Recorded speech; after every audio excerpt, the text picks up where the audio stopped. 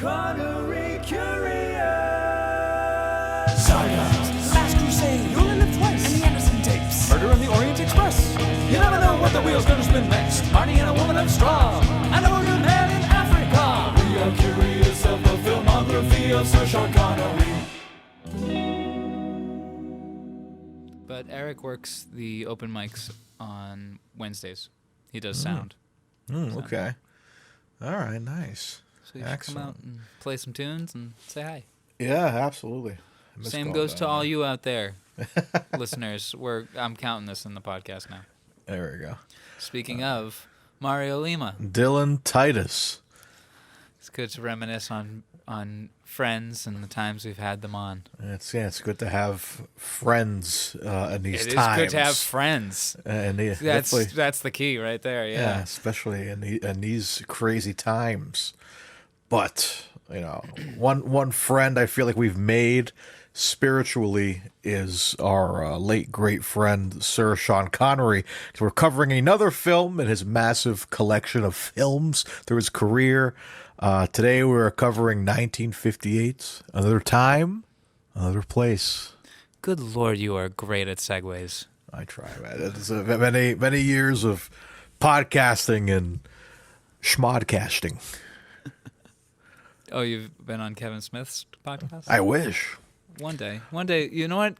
Kevin Smith, out there, come on to our podcast and talk about a Sean Connery film that you enjoy. Oh, yeah. I wonder if any film. It doesn't have to be one that's still left. It can be any of the Sean Connery films. If anything. Yeah, come on and talk Sean Connery with us. When we've mentioned and him Mark before. Bernardin.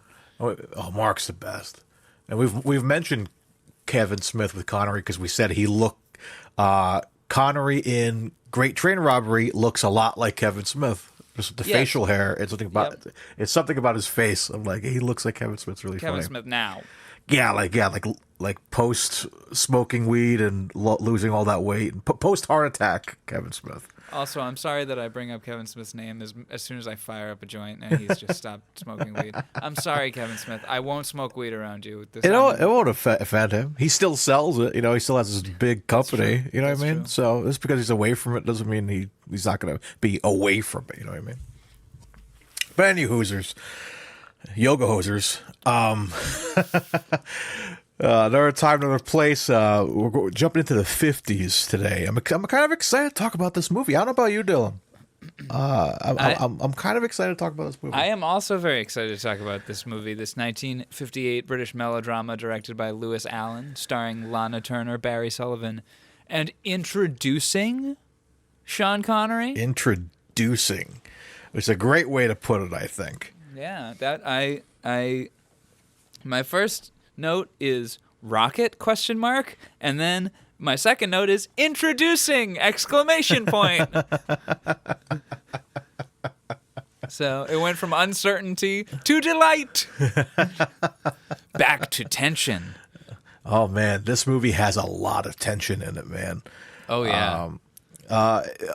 So we kind of talked about it before we started recording. We have Valentine's Day coming up. This is technically a fitting Valentine's Day episode. This is like our Valentine's Day episode, I guess, because the poster is literally pink. Yeah, and it looks like a Valentine's Day card.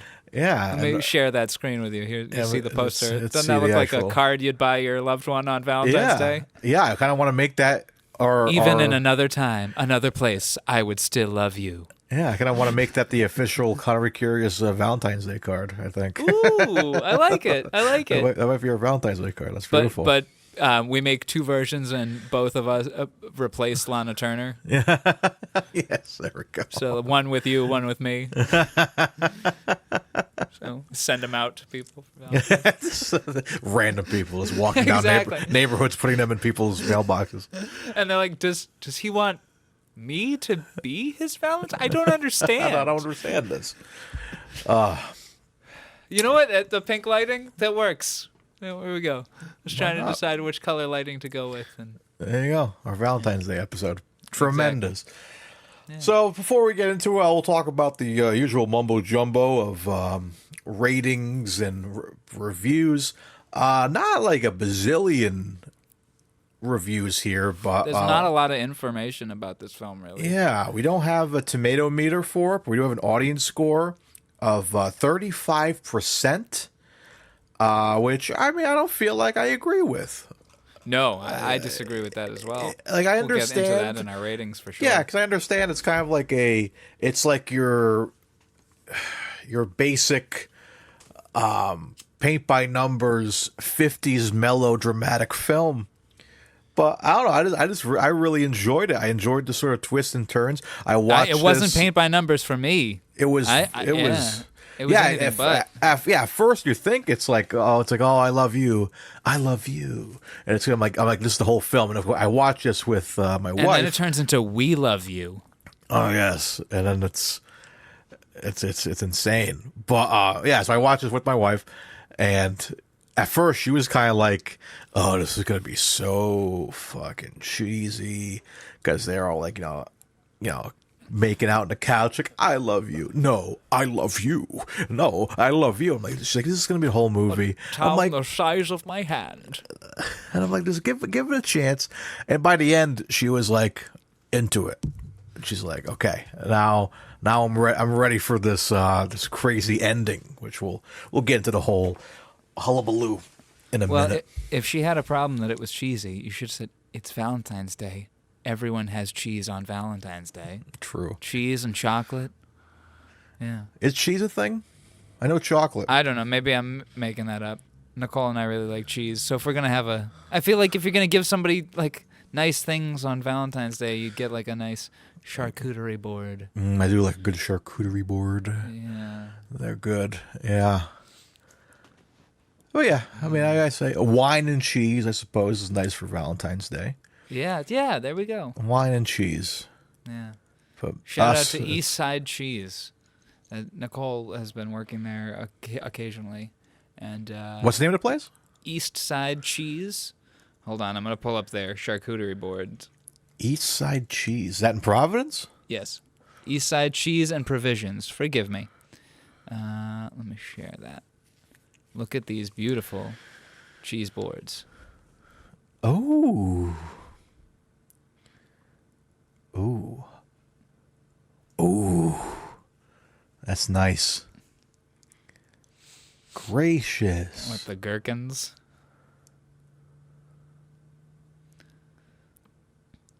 So one day Nicole worked there and her whole job was just putting together these boards. Really? Oh man, what a like, it's art. It's really art. Right. Getting it all together, that you have like a template and you kind of like have to like fill them in with the things, or you kind of freestyle it. She must have. Like, you gotta have like a map or something to make it look just like that. You know, At least a picture reference. Yeah, like look at that. That's like. We'll have to get her on here to talk about it. Yeah, let's talk about her what would you call it, charcutering? Her boarding. Her boarding.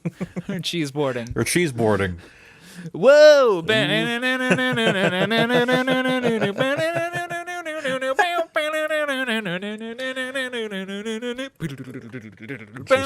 surfing on a wave of nacho cheese. I was getting way too into that. Forgive me. Yeah, that was nice. But okay, so let's get into another time, another place, at a time now. I don't want to talk about another time. I want to talk about it now. Well, in another time, another place, Mario, I'd be talking about this movie. But right now, cheese boards. Cheese boards. Look at cheese boards. Curious. You don't need to be a cheese whiz to know that cheese boards Whoa! are worth talking about. Okay. Tremendous. Exactly. All right, another time, another place. I really liked this movie, Mario. Did you? I really did. Yeah. I really did too. Yeah, I didn't think I was. Neither did I. But I was like, I think that's further proof that you shouldn't judge a film by its like ratings, because or its cover, quote unquote, like, or its description. Like, yeah, it's because all we got was this poster and a British melodrama film starring Lana Turner. Like, we barely got a summary, I think, because we were just going by Wikipedia. You know what I mean? Yeah. So It's nice. It's a quick movie, hour 30. You know, it's hour 38. It all it needed. I didn't feel like I needed more. I didn't feel like I needed less. I think it was like straight to the point. Good ending was a little bit of an awkward step, maybe. I don't know how to explain it. Yeah, I agree. But it worked. I was kind of like, oh, we got some like resolution, but like maybe a little more would have maybe a little helped. Roger Moore. Just a very short Roger Moore. He should have been at the train station. He's passing out tickets. Like Sir Brian in or King Brian, excuse me, King Brian. He's little. Oh yes. Yeah. He's just standing there. Tickets. Tickets, please. All right, so let's get into the plot. Plot is really quick. Just 2 paragraphs. We could probably just read those 2 and just talk about the movie because it's like... Indeed. Also, real quick, Mario, I was at the gym earlier. Yep. And I found that listening to podcasts at the gym is actually better for me to get a better workout because music will like dictate my energy, whereas podcasts are just kind of... There's no podcast that's like, yeah, you got to work out. I don't know, unless there is. Joe Rogan podcast, maybe? I don't know. Yeah, I guess. I haven't listened to Rogan in years. It depends on the guest. I'll jump in. If he has Stanhope on, I'll listen to that. If he has Joey Diaz on, I'll listen because it's going to be just buffoonery and crazy stories. Anyway, so I was at the gym. I was about to say I was at the podcast listening to the gym. And I was searching through Spotify podcasts. And I only searched through Spotify. I didn't do Apple Podcasts, so I should have. And I searched for Another Time, Another Place, Sean Connery. Just to see if anybody else had ever done a podcast about this film. I found one. And it was a half-hour podcast. And it's split with another film. I feel like I should shout it out because I've brought it up, so it's it's only right to do that. Of course, fellow Connery podcast, we love you. So it doesn't seem to be exclusively a Sean Connery podcast. They've got this is episode 17, and some of the episodes earlier are John Steinbeck, Lincoln, Titanic, Hitchcock, Billy Wilder. You know what I mean? Gone with the Wind, Fred Astaire, and Ginger Rogers. So it's pretty wide. So this podcast is called When Movies Were Good. Ooh. And this episode is only 33 minutes long, and it covers Another Time, Another Place, and Darby O'Gill and the Little People. Oh. But I only got about 10 minutes in before they started discussing Another Time, Another Place, and I had to stop because I'm like, I don't want this to influence my conversation. You know what I mean? But I'm looking forward to listening to that. So shout out to the podcast When Movies Were Good. So. Oh, yeah. Anyway, I just thought that was worth noting. That was literally the only thing I could find in terms of podcasts about this film. So. Anyway, all right, now we will get into it. Let's do it.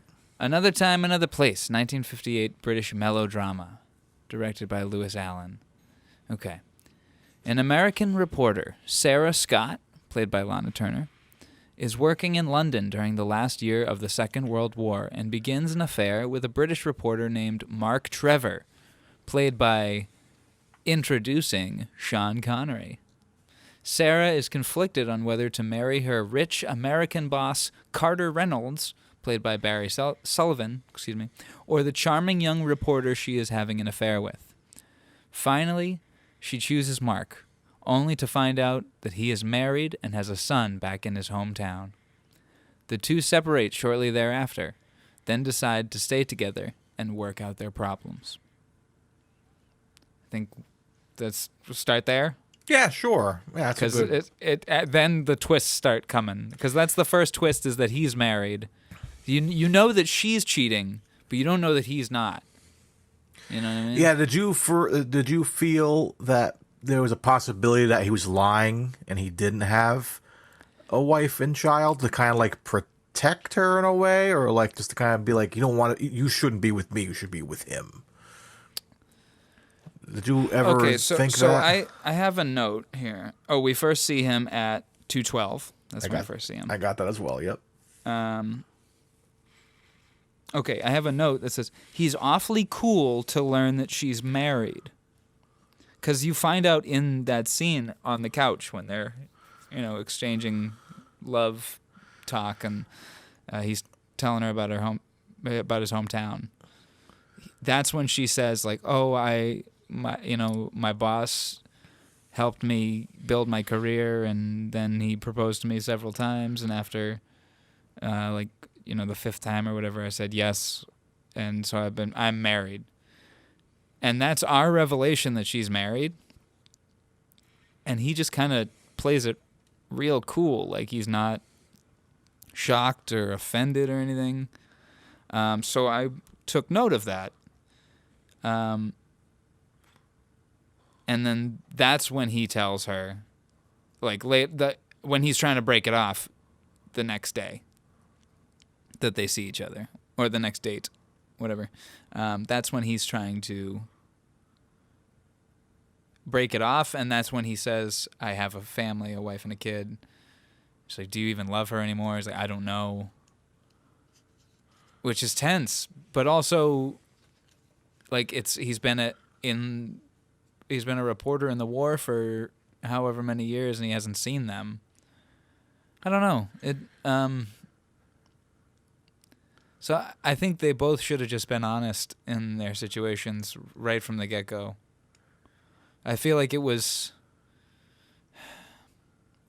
to be honest, I'd kind of take it as, okay, so the film is based on, I'm just taking this right from Wikipedia, the film is based on Lenore J. Coffey's 1955 novel, Weep No More. And a quick side note, my mother's maiden name is Coffey, Coffey. That's my my mother's family's name. Oh, okay. Yeah. Anyway, Lenore J. Coffey here is spelled Coffee. Anyway, so my thought being, if this is based on a 1955 book, it's not really too far away from the time that it was made.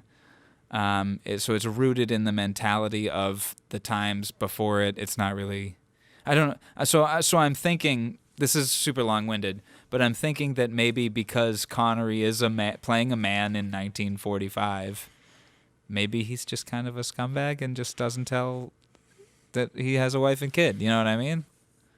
Like, maybe they're both flawed characters for sure, but maybe he's a scumbag. Like, he's an excellent reporter, but maybe he's just not nice. I don't know. Yeah, but they're both not nice. I don't like her either. She's quite a problematic character. Absolutely. So everyone in this movie is kind of problematic characters, except for, actually, you know what? The kid. The kid is the only non-problematic character. I love the kid. The kid is hilarious. And Kay and Brian. They're the only non-problematic characters in this film. Yeah. Like, everyone else their morals are so twisted, Like, what, I don't know. Maybe I'm wrong about Carter Reynolds. He's like, Carter was interesting because you talk about, like, when you started that point of, like, just not caring. And I just think him putting two and two together that, Sarah was, hitting it off with Mark while he was gone doing his thing in New York or whatever. He's super clever and quick. He's super clever and quick, but this also, like, I hate to bring it down this road, but didn't you for a second think that Carter was gonna, like, hit her or something, or like, I was afraid out? that was gonna happen. I'm so glad that it didn't. Yeah, and he's very reasonably tempered. He's just like, we're just gonna fly you out to wherever, and that was it, and it was kind of like very calm about it. Even when he goes down there, I'm kind of jumping around, but when he goes down to get her. that to the house, it's even very calm there, because the whole thing, once we find out that, you know, she's going down there to see the house, but didn't mean to go in, you know, the kid kind of sucked her in. Should we just cover the rest of the story? Yeah, because there's a lot I want to talk about. Yeah, let's just do that. Okay. So, as the war in Europe is ending, Mark is killed in a plane crash. Twist! Dead Connery. Pretty quick in this movie. Crazy. I didn't write at what time that happened, but he's only in it for about, what, 25, 30 minutes hour, maybe? I think half hour, I feel. Yeah. He's kind of killed off by the end of the first third. Anyway, okay. So Mark is killed in a plane crash, sending Sarah into mourning and into a mental sanatorium for a few months. After her release, Carter convinces her to catch a ship back to New York and work for him. So she already does work for him, so I guess continue working for him. However, before her departure, she goes to Trevor's very scenic seaside hometown in Cornwall and lives for a time with his young widow, Kay, played by Glynis Johns. Rest in peace. Is she passed away? I think she just passed away.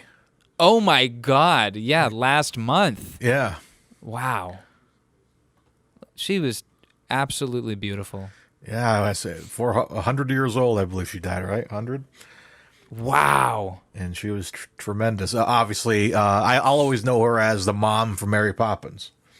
Really? Yeah. Oh, wow. She's the one with the women's rights and all that. She had the big sash, and she would dance around and stuff.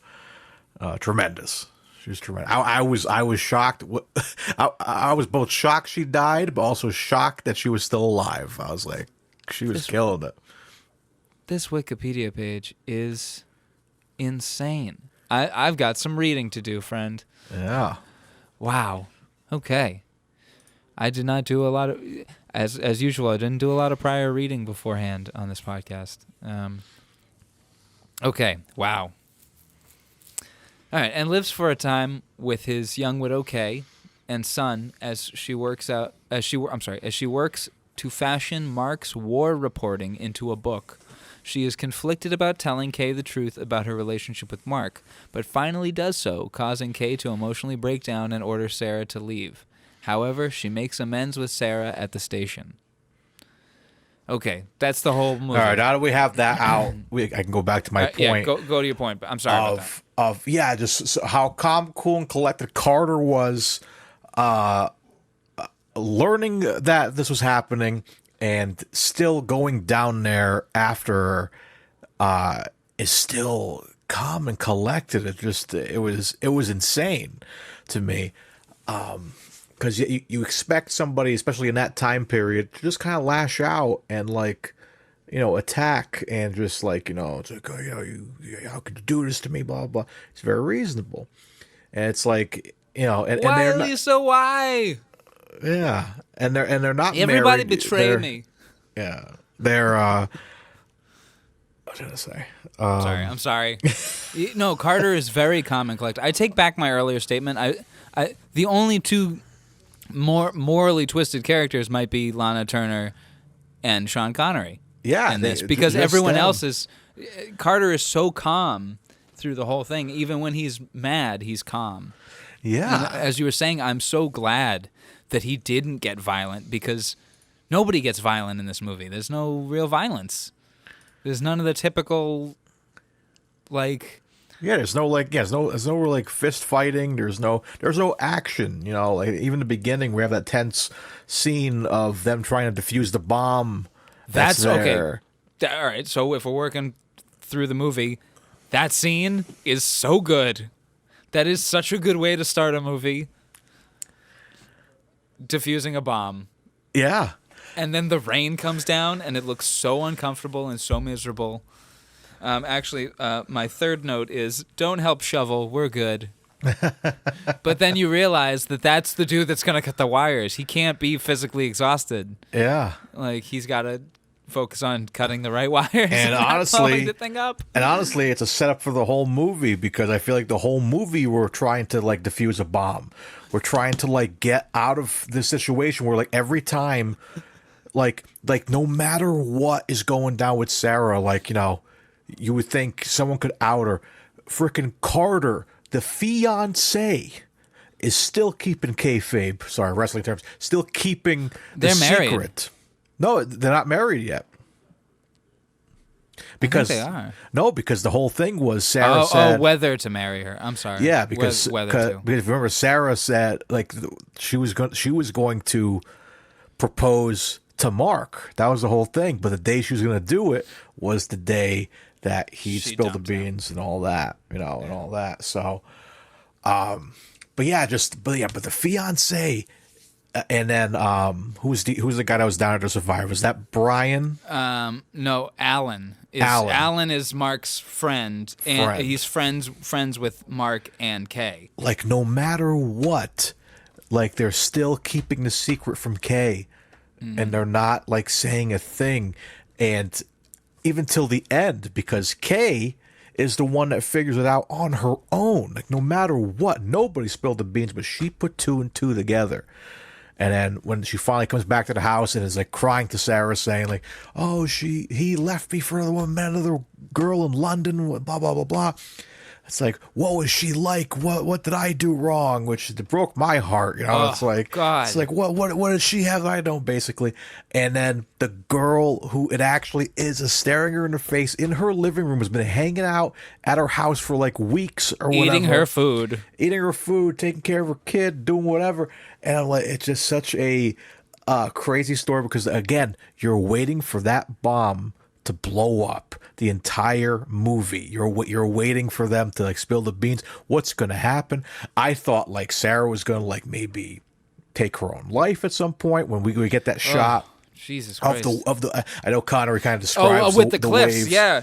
We I keep have a seeing note the about cliffs. the cliffs. I'm like, is that going to be like what ends this movie? And then ends up, no, it's fine. Everyone comes out it's alive except for Sean Connery, Yeah. and the select few others that were on the plane with him. But yeah, it was just like you did not know where this was going to go at some points. You know, it's just like what's going to happen next. How are we going to get out of the situation? And we'll get to the end in a few. But like, yeah, the way it ends, I'm kind of like, just want a little extra more. That kind of hug, and I like. You know, can you bring back a picture of the Empire State Building for my son? Because like that was a whole story beat in the beginning. Because he's like his father. He wants to build big buildings and like have big dreams and stuff I'd like love that. some pictures of the canal for the children. Well, he did say he wants some pictures of canals for the children. So, oh, Mr. Kid. Wid. Mr. Kid. How thoughtful, Mr. Kid. I like how he says kid. But yeah, it's for a lady. But yeah, it's a roller coaster of emotions in this movie. Yeah, it's you are very accurate about how that first scene is a metaphor for the plot as a whole. And like, okay, once they finish digging, then it's like, okay, we're one step in. We're getting there. We're getting there. Rain. 4 wires, 4 people. Sarah, Carter, Mark, and Kay. Those are the 4 wires that they're snipping through, man. Wow. This movie's deep. Alan is the guy who has to snip them all. He's sniffing the wires, man. It's crazy. It's insane. Man, we talk about like remakes a lot. If they were to remake I'd love this, a remake man, of this. I want to see this in more detail and like more, tense. But like, but don't change it. Like, don't make people hitting each other. You know, I like how this was more of like this movie was a thinker, Dylan. It was a thinker. It really got you thinking. What's going to happen next? And I always like to try to, we talked about Argyle a few minutes ago. How you didn't even see it, and you already got the plot, down pat. That's a sign of not a great plot, I guess, right? If I can guess it. I suppose, yeah. But this, I'm like, I don't know. I don't know what's gonna happen next. Again, I'm like, I always think the worst. I'm like, Carter's gonna like kill Sarah. Sarah's gonna kill herself. Kay's gonna kill her. I'm like, what's gonna happen? Something tragic is gonna happen. But it ends up ending kind of like chill. Kay and Brian might be the most sympathetic characters we've seen on this podcast. Kay and Brian. Yes, I feel so much for those two.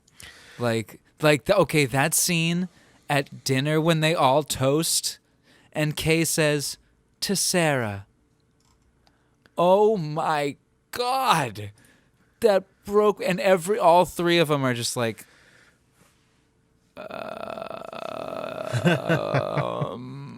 yep, I guess so.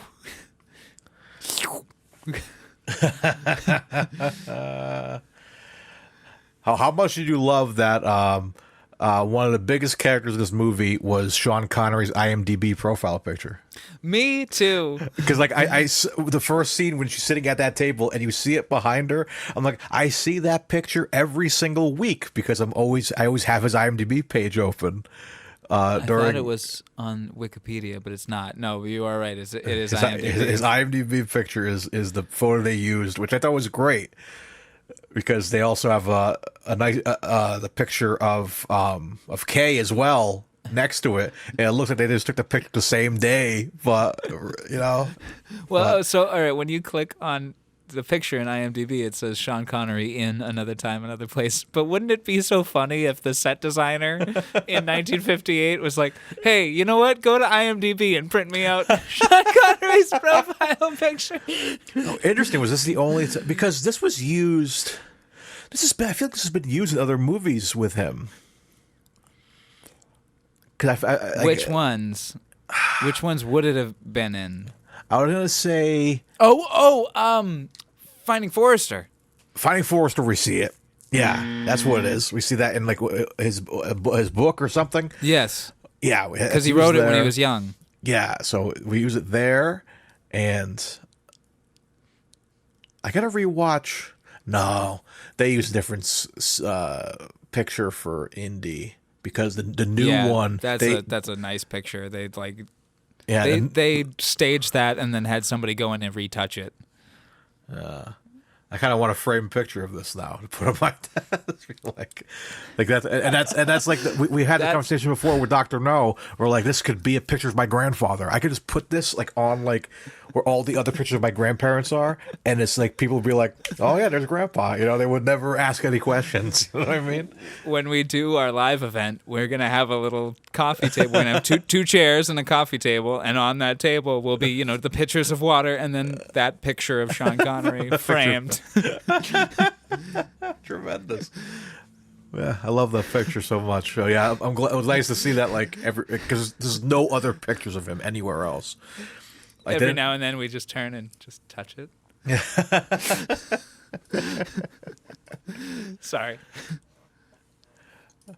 They never address the scene where it gets broken, where Lana Turner drops it. Well, they do. They address it at the end, but they said they're like, "Oh, you knocked it over. You were holding it, looking at it." Yeah, but it was like months later. It should have. I would have loved to. I was in my brain. I was waiting for the next morning. You know what I mean? For her to be like, she's gone missing, and a picture was smashed. Like nothing was damaged, nothing was stolen, except the picture of my husband. Well, they found her knocked out. Maybe she assumed she was just like a little fucked up and like. I'm guessing she fainted by those cliffs. That's what I was thinking. She went to the cliffs because she was gonna jump. Is that when? That's when she runs out, right? No. She runs down to like an alley. She's like in there's like a bunch of nets and stuff, and she like just kind of passes out there. Yes. But yeah, right there, I was kind of like, what's gonna happen here? You know, I'm like, it's too early in the movie. Like, she can't die too. Yeah, right. I'm like, who else do we have in this movie? I was already shocked that we lost Connery so early. Like, I did not expect that, because I was like thinking he'd be kind of like the forefront of the film. He is. He's the most important character of the movie. The whole thing's surrounded by him. His ghost, his specter haunts the rest of the film. It does. It does. And I appreciate that they didn't like... Which bonds the character together. Bonds the character together. But yeah, I appreciate that. But I think it made it more effective. Like, filmmakers today would have like had him in a bunch of like, Harrison Ford Han Solo moments where he just showed up as a ghost and, hey kid, you know what I mean? Like, I like that you must avenge my death. I like that he's dead the whole movie and we never see him again, but you can feel his presence the whole movie. Your husband Carter blew up the plane. What a twist that would have me! been. Oh man, what a twist that would have been. No avenge ticket. Me! Avenge me! That's Willem Dafoe. But yeah. That's who I would cast as Carter. Okay, let's have some fun. Let's recast this movie. Okay, let's do it. All right. So if I'm going with Willem Dafoe as Carter Reynolds because he's older. He's got gravitas already. You know what I mean? But he also can play calm and cool very well, and I like to see him do that. Like, I want to see him play caring and not sinister in any way.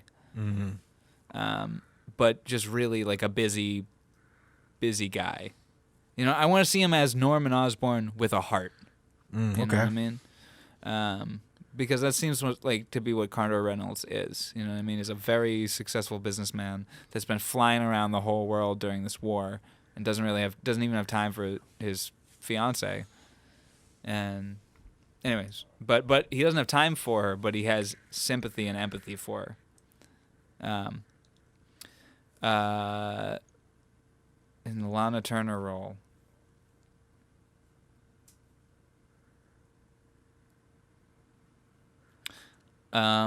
Honestly, you were talking about Madam Web earlier? Dakota Johnson. Not the route I was going to go down, but I could see that. I realize that there's an age split there, but okay, if we're not, you know what? If we're not going with that. Oh. Cate Blanchett. Ooh. Yeah. Nice. Just keep her British. She doesn't have to do American. Okay, so there's my Carter and Sarah. Who are your Carter and Sarah? Or you anyone you can think of that to recast it as? Let's see. Hold on, I'm trying to pull up some notes. I immediately thought for Kay, I would have had Emily Blunt. Ooh, because one thing that like this is not me trying to shit on Lana Turner at all. Wait, for Kay or for Sarah? Lana Turner plays Sarah. I know, yeah, I'm getting to the point. Oh, okay. No, I'm not shitting on Lana Turner at all. Okay. But the reveal, I'm glad I didn't look at the cast list for this because I was very excited to see Glynis Johns show up. I was like, oh man, look at her. That's so cool to see her and something else. But you look at her, she's beautiful.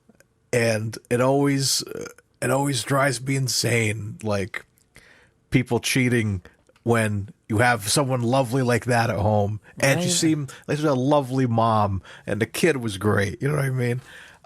So that would be like, I think seeing someone like Emily Blunt would be like that same kind of feeling where it's like, oh my God, she's gorgeous. How do you cheat on her? You have this waiting for you home? Come on now. Yeah.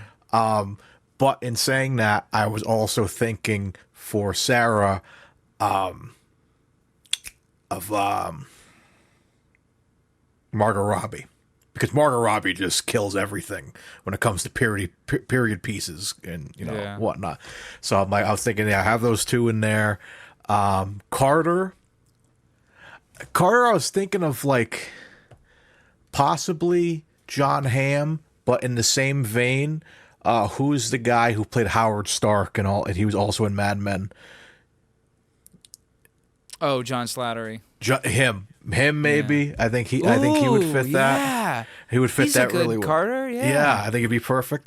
And when we're talking about Argyle, I think Mark should be Henry Cavill. Have him show up for a half hour, that's fine. It's still big. It's still bringing in people to see the movie, and I think Henry Cavill has that kind of swagger because obviously, Okay. He would have to play it as like not muscular.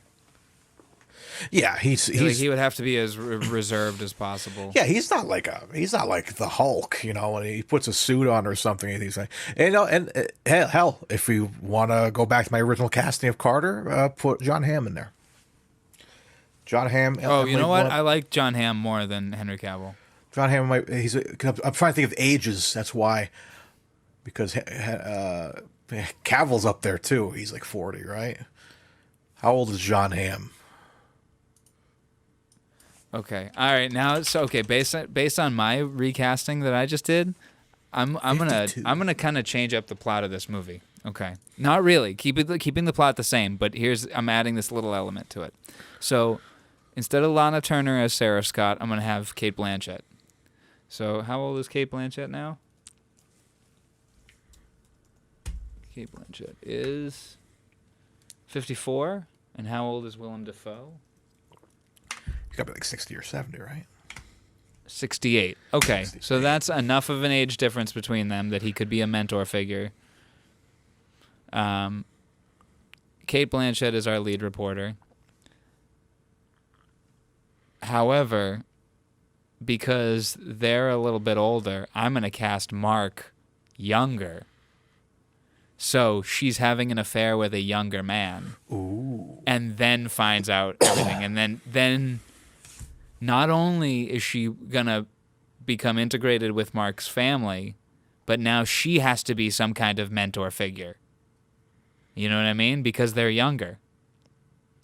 And so in the way that Carter is the mentor to her, she now has to be the mentor to this family. Like, in a way, you know what I mean? Like, oh, they're grieving through their loss. I'm grieving through this loss. I guess I must, rather than tell them, I will help them get through it. You know what I mean?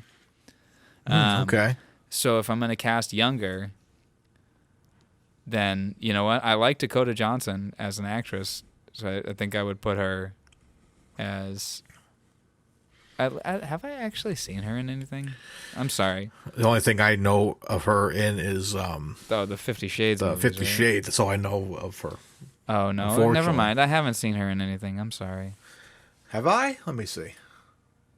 Yeah, no, never mind. I'm sorry. I was thinking of Dakota Fanning. That's who I'm thinking of. I'm sorry. Oh, Dakota Fanning's been in a ton, yeah. Yeah, what's she? Yeah, no offense, Dakota.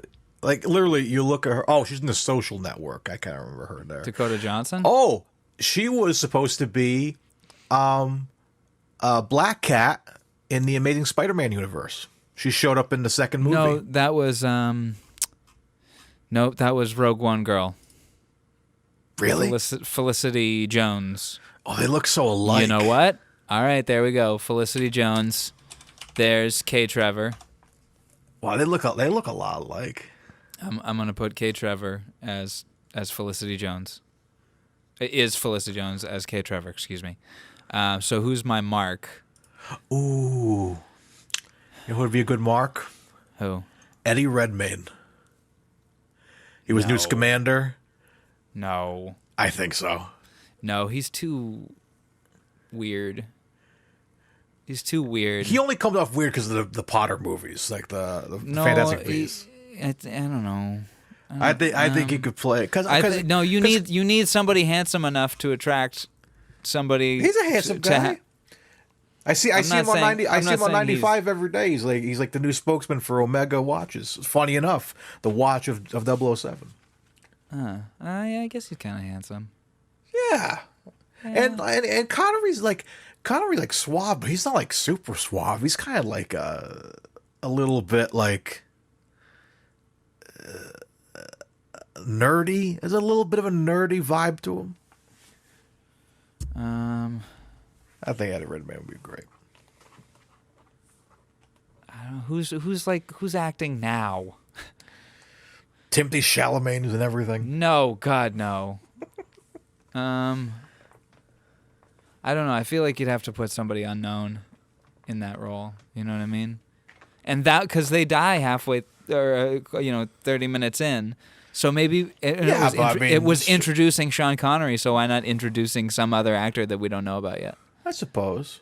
Yeah. Yeah. But I mean, hey, Johnny Depp died halfway the first half hour of Orient Express. We're not making Johnny Depp our. No, I'm just saying Johnny Depp is a icon, and they killed him.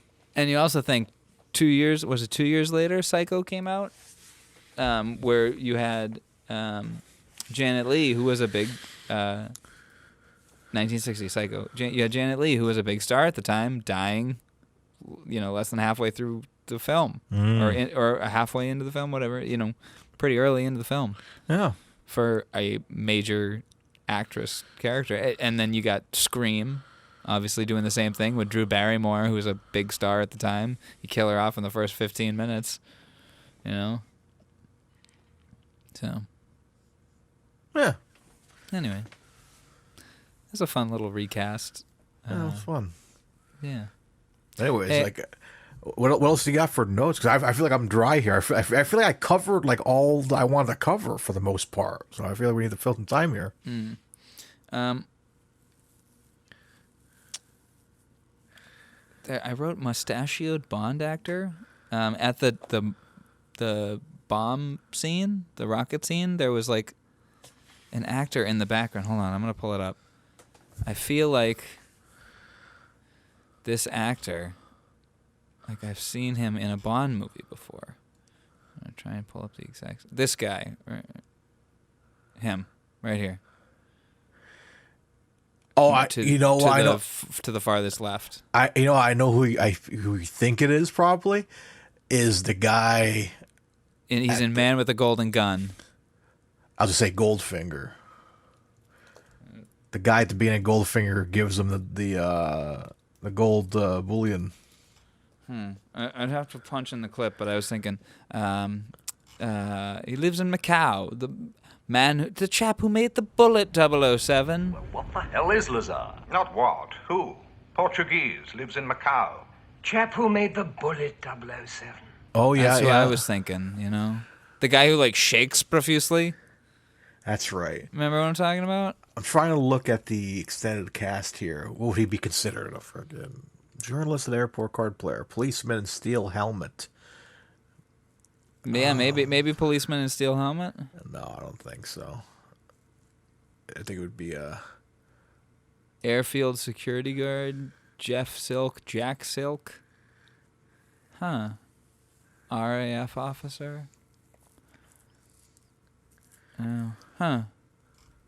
Anyway, I just thought it was worth noting. Yeah, you never know with these guys, man, because like some of these movies, it's like I mean, geez, you look at this movie, and the main guy in the poster became James Bond. You know what I mean? Like, you never know where half these actors were starting, and then you see what's her face, Glynis Johns, later is in one of the most iconic Disney movies of all time, of Mary Poppins. So it's insane.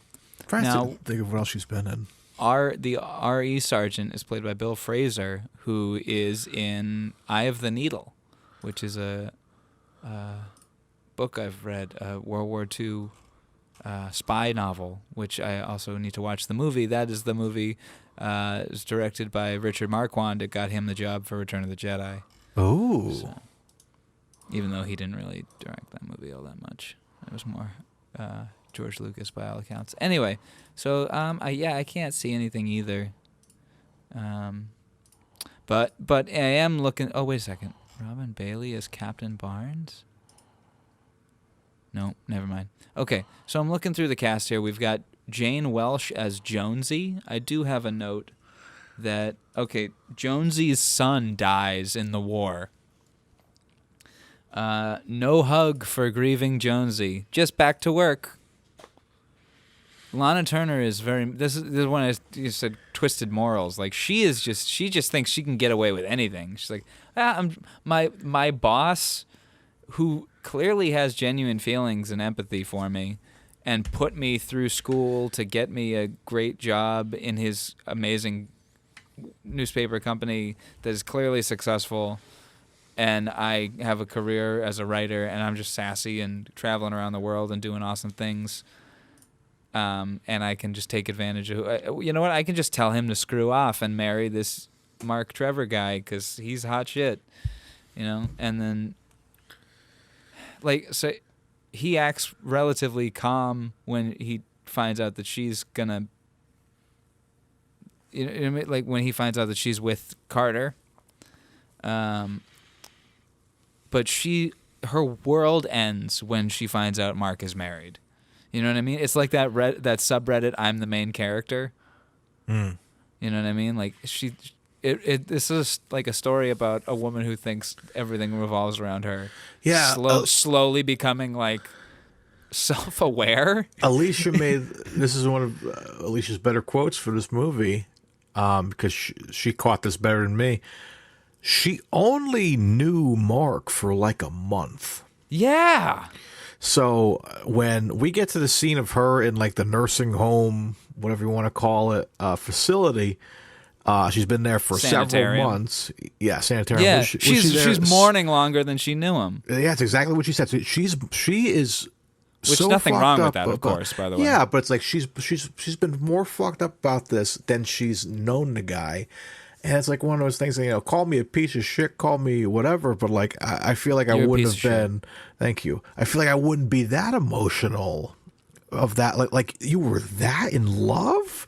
Like it was just that just shows that she was very, very attached, very quickly. And obviously, there's nothing wrong with mourning somebody longer than you've known them if they made that much of an impact on you.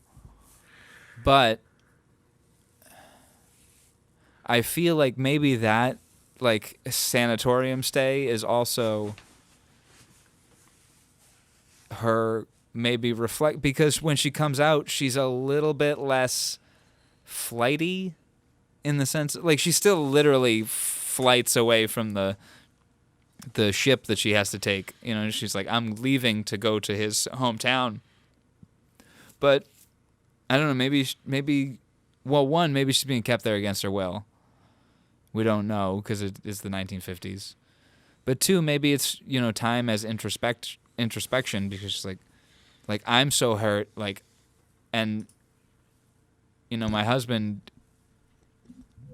or this man, my fiance, cares about me clearly, but maybe like I didn't show this empathy to Jonesy.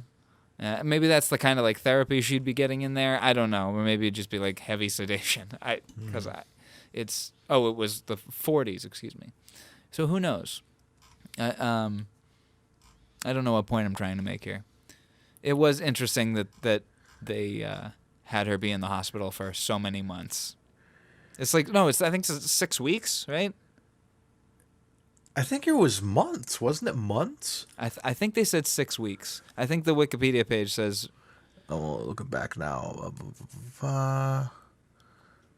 For a few months. Few months. I think the movie says 6 weeks. I thought it said 6 months. Shall we punch it in? Let's punch it. Punch it in. Well, 6 weeks is a short time in this case. Now let's do alternate things. I was right. I was right. Looks like I'm awesome. And I'm just kidding. Oh, so I was right. Whatever. Anyway, so fuck you, man. Either way, look, this is war. The podcast is over. So either way, more time was spent in the sanatorium than was spent in the relationship. Yeah, we brought up Titanic both this week and last week. How long do you think Rose was mourning Jack for? She knew him for 3 days. 82 years. Exactly. 82 years. But, I mean, at least she went on with her life. 84 years. It was 84 years? Yeah, 96 that movie came out. Right? 96 or 97? Well, I'm trying to think of the end when she says, it's been 84. Is that the quote? It's been 84 years. Yeah, so. 80. I'm going to punch that in, too. It's been 84 years. And I can still smell the fresh paint. But at least like that was heartbreaking. But like at least Rose moved on Yeah. with her life. I feel like Sarah's actively did not. She literally went to the house that he lived in, and like moves in basically. And well, it's like, I like how that's completely unexpected. Like, it wouldn't have happened if Brian wasn't right there. If the kid wasn't right there, and she talks to him for a split second, and then the mom says, "Oh, hey, Brian," or whatever. Brian showed up like Batman. Like she looked at the house, turned around, he just appeared there. Like, I've never seen you here before. It's like, oh my god, where did he come from? Brian, stop eating dirt. Sorry, mother. That kid was adorable. Oh my god, the dream. Oh my god, the dream. The nightmare he has where he wakes up and his dad won't answer him. Mario, I've had that dream. Oh man, I've had that dream since my dad died too. That was so heartbreaking. Like, I just kept hugging on him, on his arm, and he wouldn't answer me. What a heartbreaking scene. Like, yeah, and it's kind of like, you know, she's kind of like, you'll never have that dream again. You'll be fine. Just go to bed. It's like, okay, that didn't help. Yeah, you'll never have it again, ever. Yeah, and then she's also okay. That scene confused me because, one, she says he's not coming back. Why would you say that? You don't know what the mother has told the kid yet. Let the mother handle that. Yeah, but I was kind of like under the impression that he didn't know, like, he was dead, but I think he knew. And if he didn't, way to go, Sarah. What like, I don't know. You know what I mean? It's not your responsibility. But two, right after that, that's when she panics and calls Carter and be like, "Come pick me up, and we're getting out of here." Like, why is that the trigger that makes you leave? You know, I don't know, but I don't even know. I don't. Yeah, I don't know what the point I was trying to make was. Because she's at the. They have a shop too. It's like a shop storefront or something, right? Is that what that looks like, or is that just a house with a storefront kind of like there's a sign wall outside? Yeah. I forget what the detail was because that sign was like important for her to identify the house. I have to go back and listen to that whole kind of Connery scene of him describing his hometown because Alicia was the one that also caught. She's better at analyzing than I am, clearly. She should be doing this podcast. But she was like, you know, when they showed the scene of the waves crashing and the seagulls, because he described that. It's like, you know. All day long you can hear the lonely sound of the gulls overhead and set your watch by the coming and going of the tides. You've just jumped a dozen years. Oh, the ones in Cornwall. Uh-huh. They weren't very exciting. I worked on the fishing boats and studied at night and lived in a cottage on Tregenna Hill. The waves crash on the rocks and blah, blah, and the seagulls and all that stuff. I suddenly remembered my Charlemagne. Remember, homage be the rocks and the trees and the birds in the sky. And she's like, what? We're just going to cut that together now. I suddenly remembered my Charlemagne. Let my armies be the rocks and the trees and the birds in the sky.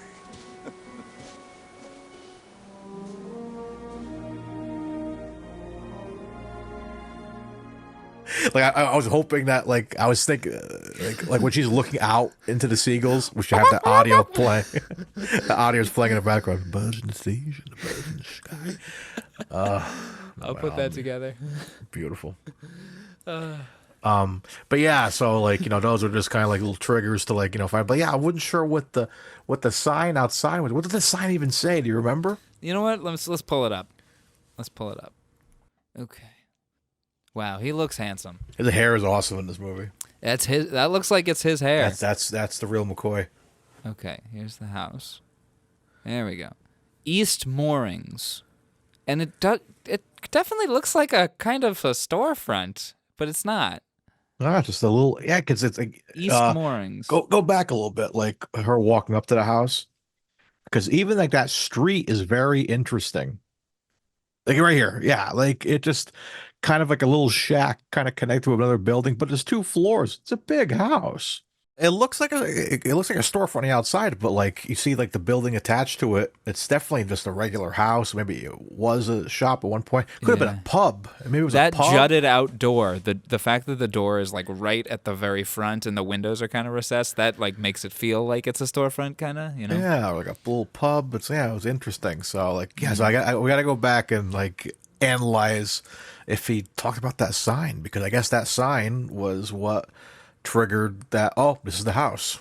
So, and she wouldn't have gone in if she didn't get startled, like because she finds out, oh, this is Brian. That means this is Kay. What do I do? And she freezes. Kay takes that as, oh, this woman is about to be ill. You need to come. You need to come in and sit down. Come on. Let's get you some tea. And like it's all downhill from there. If she had just said something and gone like, oh, I was just admiring your home. Bye. It would have been over. You know what I mean? Just kept going. And then we wouldn't have had a movie. Yeah, true. But when Carter shows up at the airport, we get a still frame of the airport. Oh, yep. Noticed that right away. I was like, okay, that's a picture. I want to talk about this character, Jake, played by Sid James, who doesn't look like I've seen him in anything else. But what do you think of that character, Jake, that works with Sarah, that's kind of covering for her the whole time? You were keeping me informed about her a month ago. You stopped. Is that the reason? Mr. Reynolds, I told you this has nothing to do with my job here. It has everything to do with it. What's his name? Mark Trevor. He's a reporter for the BBC. Jake, he looks very familiar. That was the one thing. He knows it's Sid James. It doesn't look like he's in anything I've seen. He's been in, let's see, Carrie McLeod, again, Doctor. A lot of Carrie movies. Carry On. Carry On Laughing, Carry On Dick, Carry On Christmas, Carry On Girls, Carry On Abroad. Carry On Cleo, Carry On Cowboy. Oh, my Lord. Oh, he's known for carrying it on, I guess. So I guess I don't recognize him. No. But yeah, I thought he was an interesting character. I was kind of like, I'm like, part of me was kind of like, why is everyone covering for this girl? You know what I mean? Yeah. It's kind of icky. Yeah, her actions are very. They're not morally sound a lot of the times. Like, why is like maybe they don't want to just be barely calling her out on her shit? You know what I mean? Just barely. Like I'm thinking maybe they don't want to like call her out on her shit. Maybe they don't want to get in trouble with Carter because Carter's kind of like. Do they like? But he does Carter? anyway because Carter's like, "Why didn't you tell me about that?" Yeah. What was his response? I forget. Oh, he's like, "I want to hang myself" or something. He's like, "Oh, you'll wish you did." Something along those lines. No, I remember what he says. I'm gonna hang myself. It's like, oh, he's like, call me when you do. I want to watch or something. Yes. I'm like, Jesus Christ, burn. Oh man. Okay, so there's melodrama music. When she panics and runs down the street, that music swells up and it's insanely, you know what I mean? Like violent, heavy violins that just stirring up a lot of emotion. And it's like, holy cow movie.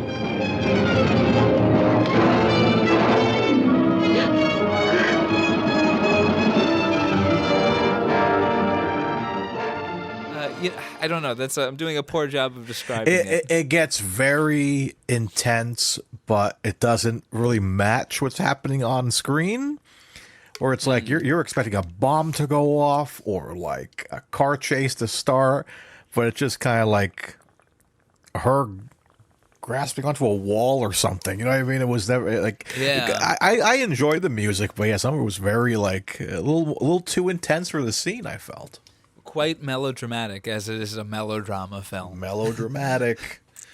That's it.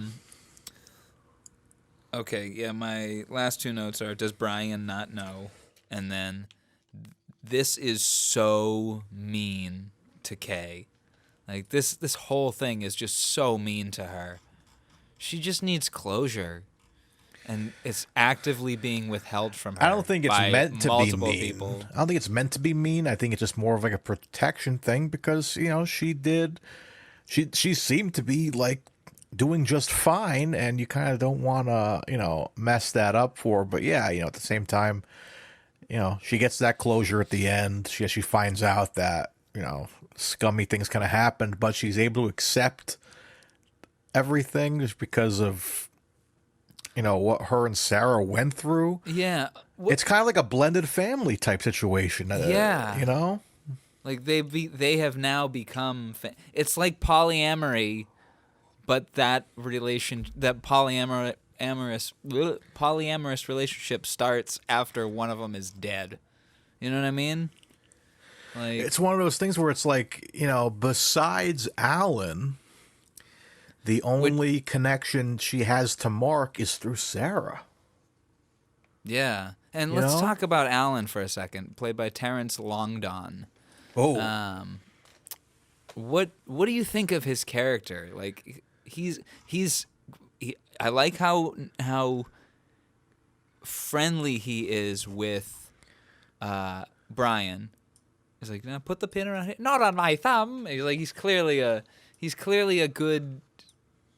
Like, did you think he was trying to move in on Kay? No, or do you think he was just protecting the family? I really think that it felt genuine. You know, it's kind of like, I think it's equivalent of like, if you passed on, I'd just be there to like support Nicole if she needed it, but like not like move in, but like kind of it's like they just know, you know, I was very close to Dylan, and you know I care about him that much that I still want to make sure his loved ones are good. You know what I mean? So I felt genuine because you kind of think like, oh, he's taking her to the movies and stuff and all that, but not once did I feel like he was trying to move in at all. Because I think they would have leaned more into it if that was the case, but I think genuinely he was like trying to protect her. It reminded me in certain ways of kind of a different side of the spectrum, like of this movies, 50 First Dates.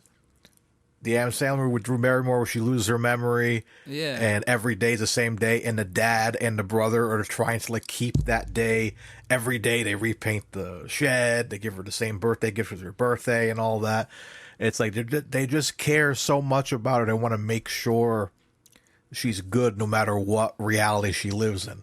So Kay lived in that reality of like, yes, my husband passed away, but he was a good man. He loved me. And, you know, nobody wants to know that when your like a loved one passed away that you found out all the shit went down. I had a similar experience. The person didn't pass away, but I was with somebody for many years who I loved very much. But when we broke it off, it was for a different reason. We just kind of mutually didn't want to be together anymore. But I found out a lot of dirt from mutual friends and family and whatnot of stuff that was going on over the 2 years of the 4 years we were together. And that really like hurt me. But a part of me like felt good, like Kay at the end of this movie, getting closure. But at the same time, a part of me kind of wishes I still lived in that reality where that wasn't true. You know? So I think that you have to draw a fine line of how much do you love somebody? Like, do you love them enough to tell them the truth, or do you love them in a way where you don't want to see them hurt, so you have to kind of fib and get around it? It's a weird line to cross because, you know, you want the best for that person, but you don't want to hurt them in the process. It's deep, man. In this movie, it's, you know, you could say it's about closure, it's about mourning, but it's also about like friendship in a way where it's like, you know, you have to like, you know, find out, you know, be a good friend, but like, what's defined as a good friend? It's like, how am I hurting this person by telling them the truth? Am I hurting them by keeping it from them? It's a very, very thin line, man. It's deep. And I'm sure she didn't expect to fall. 7:33 p.m. Did you hear that? What was that? That was my watch. Thank you, Siri. Okay. I'm sure she didn't expect to, like, for lack of a better term, fall in love with Kay and Brian. You know what I mean? Like, as a family. I'm sure she didn't expect to feel so deeply for them once she met them. Is it Sarah you're talking about? Yeah. Like, she obviously didn't expect to be invited into the house. And then I'm sure she didn't expect to be like, oh my God, these are like the nicest people. I really like spending time with them, and I want to spend more time with them. And she wants to help. This town is becoming my town. And and then the whole thing with the story, helping her write the story because she's a great writer and all that. It's like, man, because Sarah's also... She's a writer. Yeah, but like a part of it's like Sarah is also where she's going there originally to get closure for herself, but when she gets there, she's helping Kay get closure. And her son. And her son. So to both of them, I think that's why at the end Kay kind of like comes to her senses and goes after her, because she's kind of like, I understand what you're going through. I'm going through the same shit. I'm happy to have somebody to go through that with, because you think the kid seems like as smart as a whip, little Brian, but how much of a conversation can you have with a kid, you know, about this situation where you can kind of like until that dream happens. Yeah, the dream. Then you happens. have to address it. Yeah, but I mean, I'm just saying for Kay herself to help her feel better. Me and you are adults. We can talk about mourning. If you're talking about your dad, I can bounce off you and like help you with stuff.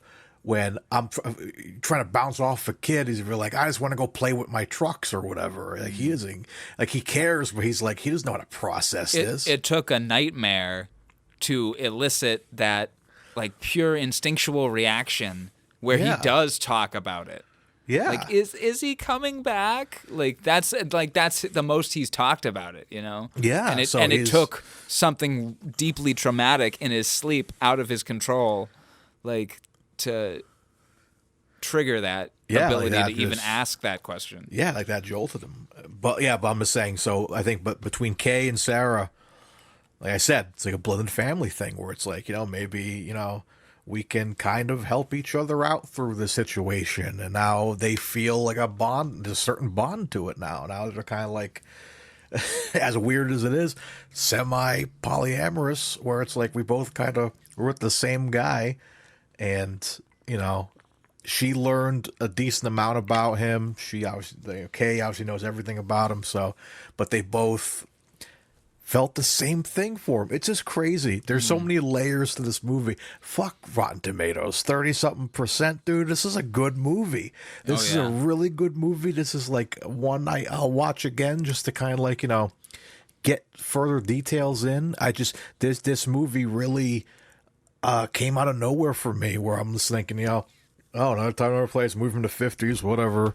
We'll see what happens, because every 50s or 60s movie is kind of like, you know, punching women in the face and, you know, slapping them on their butt. And explosions and everything. And this is just like an explosion of emotions where you're feeling so many things in this movie at the same time. Stress. I'm stressed out the second half of the movie because I never know again when that quote unquote bomb is going to go off. And like, when's this going to happen?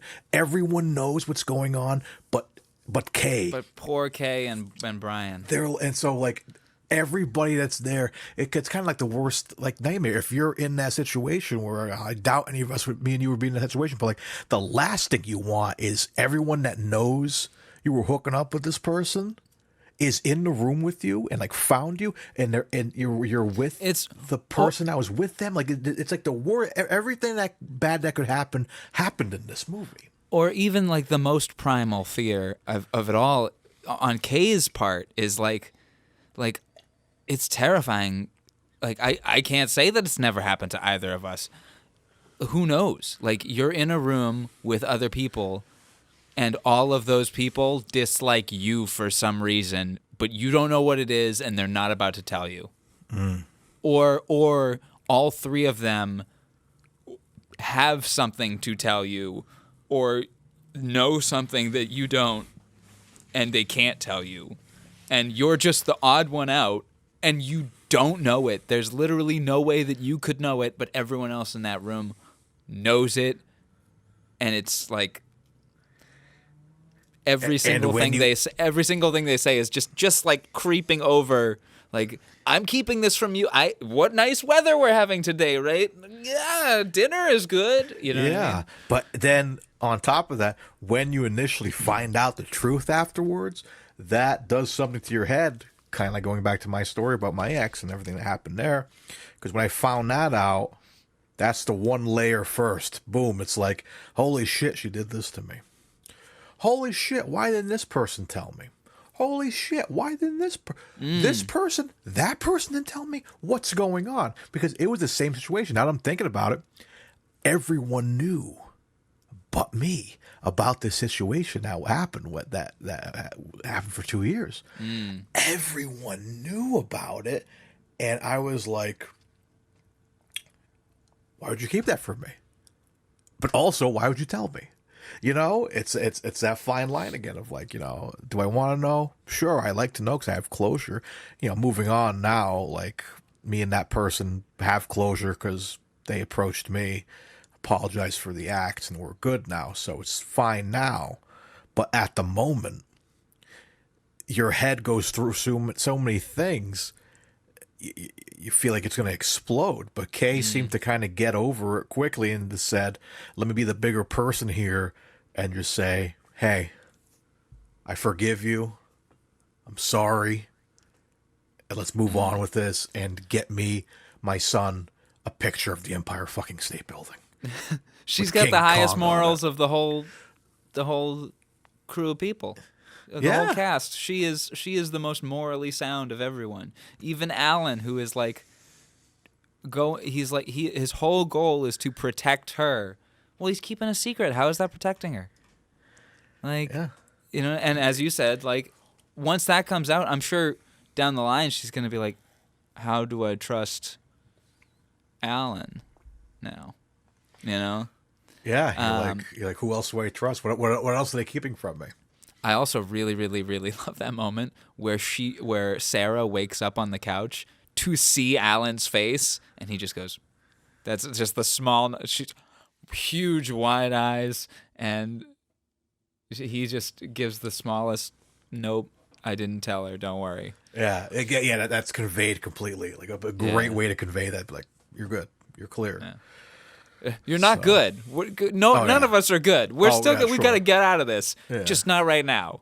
Your priority is drink some water. Yeah, and just like leave. But no, you decide not to leave. And then this is what goes down, man. It's heavy. This town is becoming my town. It's people, my people. Like, well, slow down. Been here 2 weeks. Yeah, it's just like I grew up here. Like, you're a tourist. Oh man, but. Man, I feel like we covered this fucking film pretty well. Yeah. I don't know. Do you have any other notes? I have one other thing. I didn't have it in my notes, but I looked it up right beforehand. So, did you notice in the title credits, we get, I don't know if you noticed, but in the title credits, we get song, Another Time, Another Place by Jay Livingston and Ray Evans.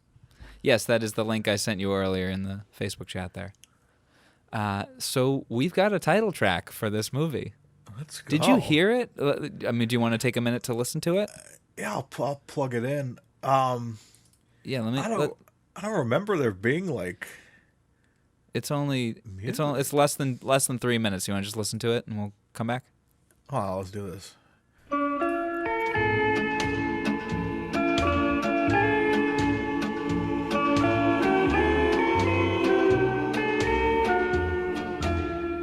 Another time, another place, we'll be together again. This kiss, this same embrace, will be more wonderful than. Was this perhaps in the credits? I don't remember this. I don't recall either. I maybe can skim back through and maybe punch in later as to maybe a scene where it pops in, but I don't recall it in the movie. No, not at all. I would have remembered that because that's very memorable. It also, to go back to last episode, doesn't it sound like a piece of music that you'd hear in Breaking Bad or Better Call Saul? Yeah. Like as you shuffle through Hector Salamanca's nursing home or something. Oh yeah, or like the end credits. They always had like a song play at the end credits. Or specifically the last episode, My Baby Blue, whatever. Oh My Baby Blue. My Baby Blue, or Crystal Blue Persuasion. Yeah, that's a good one too. Like something of like Saul just putting money away. Another time, another place. I wasn't Breaking Bad. It was El Camino. That song that he sings when he's driving. It's a really good song too. Oh, what's the name of it? It'll come to me. We'll punch it in. I'll find it later.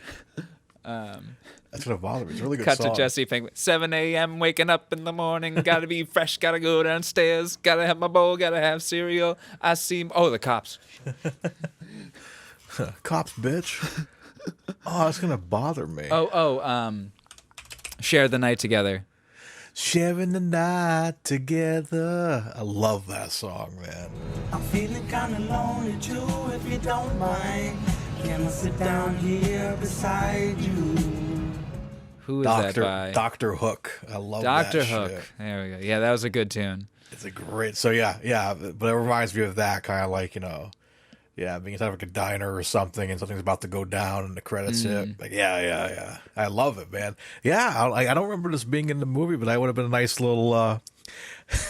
Make it like a Bond movie where, like, as he cuts the final thing and says, "I should probably do that again." I'm gonna need more practice. Another time, another place. I get that.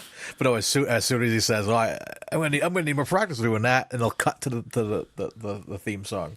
That's your cold open for the movie. That would be perfect.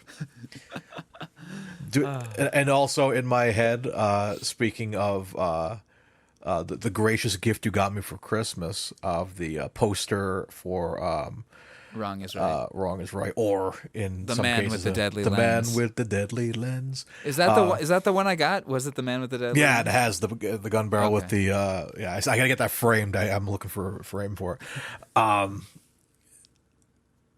In my head, I wanted to believe that this is the same character as a young, starting off news reporter. He faked his death. And he faked his death, and he's still out there reporting. He grew a mustache. Mike Trevor as Patrick Hale. Yeah, Patrick oh, Hale. my Lord.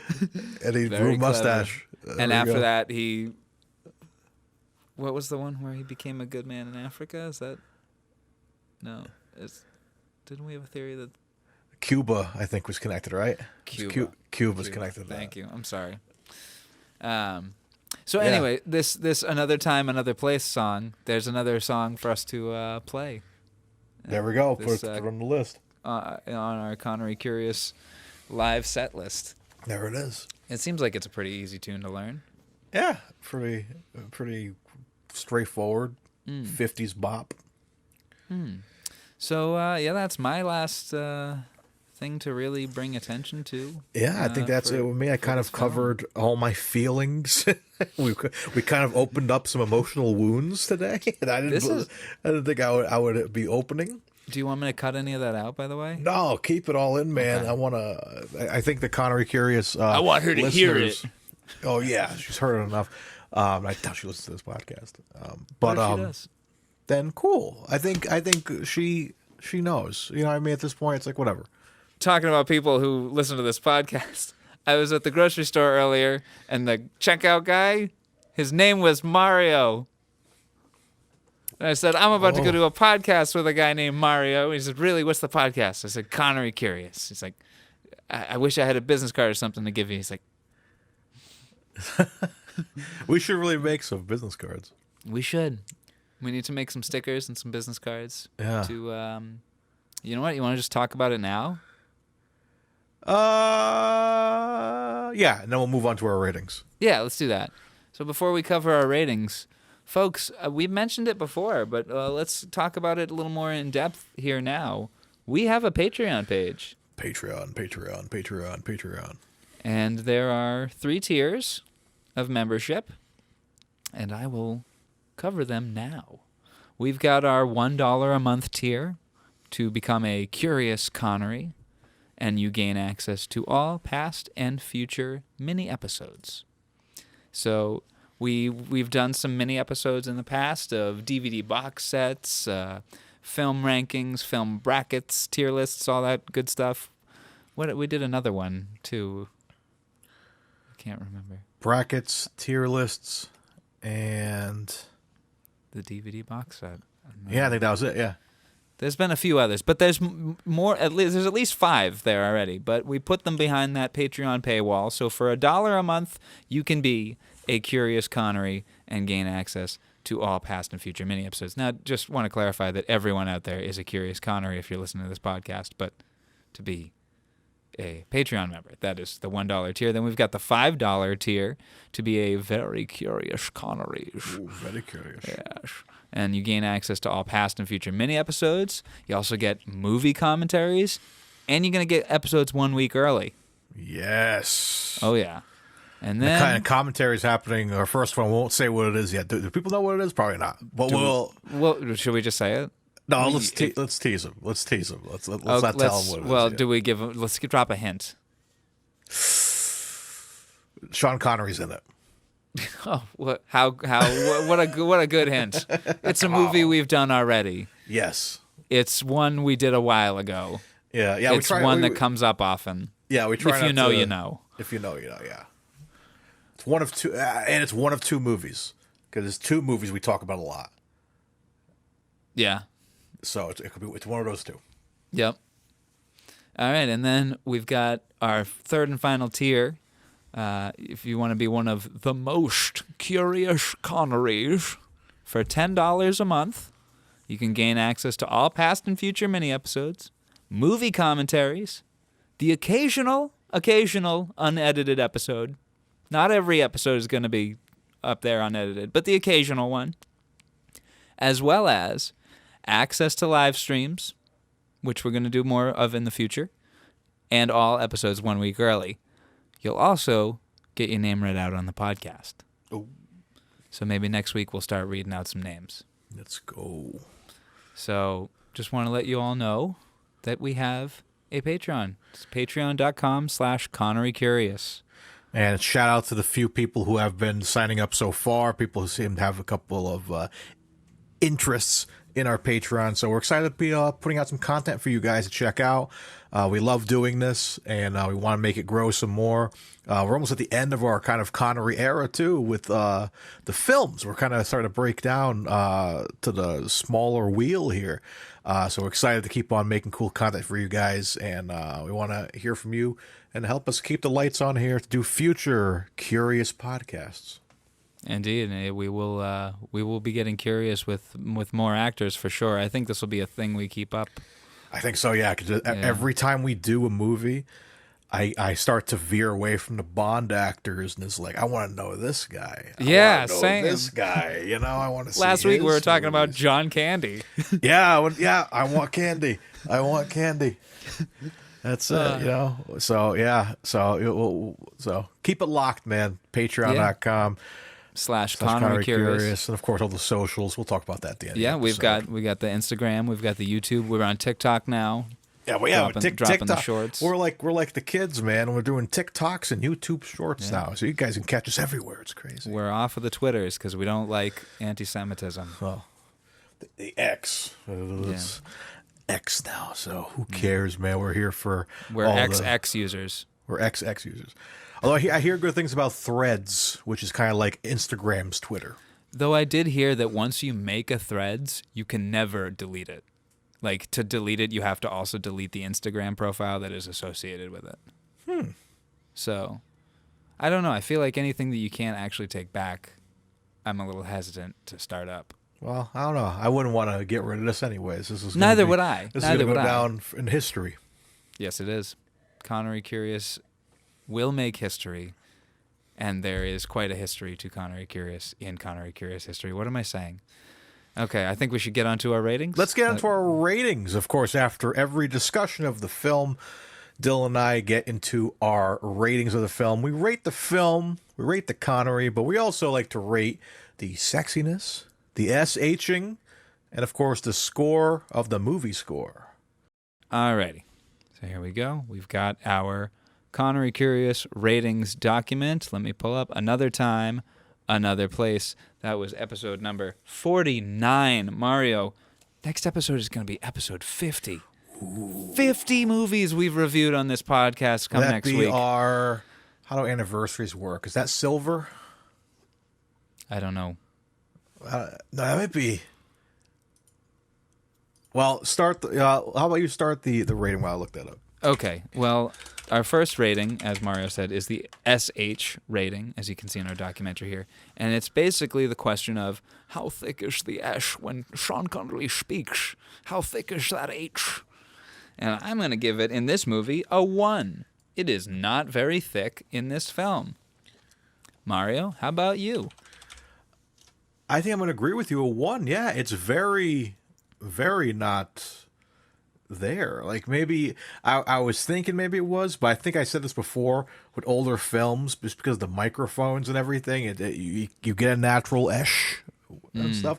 But yeah, this is young Connery. This is introducing Sean Connery. It's not there. It's a 1. Yeah, a lot of what you just described is like that little that's just comes down to the audio track itself. Just little tiny peaks in having just not super clear microphones at the time, I guess. Also, I found, hold on, did I find it proper? What are the ranks of anniversaries? Okay, this is interesting.